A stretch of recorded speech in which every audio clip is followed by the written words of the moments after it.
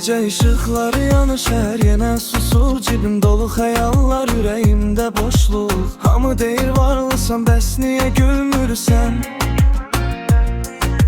Bilmir heç kim içimdə, sən necə yanırsan? Telefon səsiz, mesajlar yarımçıq. Sənin adın beynimdə, ağlım qarışıq.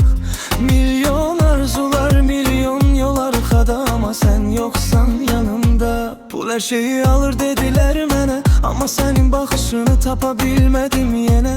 Qızıl saat kolumda, vaxt dayanmır, sən gedəndən bəri heç nə tamamlanmır. Milyonlar var, ama sən yoxsan, soyuq şəhər.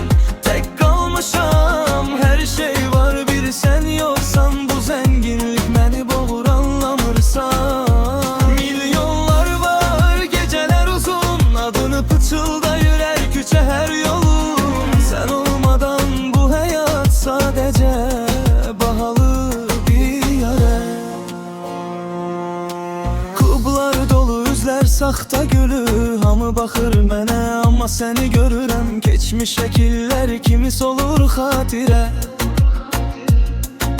Silə bilmirəm, qəlbim icazə vermir yenə.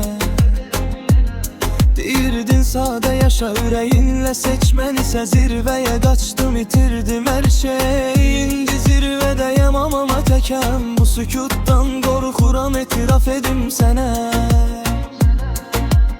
Bahalı maşınlar, ucuz hisslər, səni qaytarmır heç bir ünvan, heç bir yer. Əgər bir gün geri dönsən, bu şəhər sinsin deyə yetərsən. Milyonlar var, amma sən yoxsan, soyuq şəhər. Tək qalmışam, hər şey var, bir sən yoxsan. Bu zənginlik məni boğur, anlamırsan. Milyonlar var, gecələr uzun, adını pıçıldayır hər küçə, hər yolun. Sən olmadan bu həyat sadəcə ağalı bir yalan. Əgər eşitsən səsimi gecə yarı,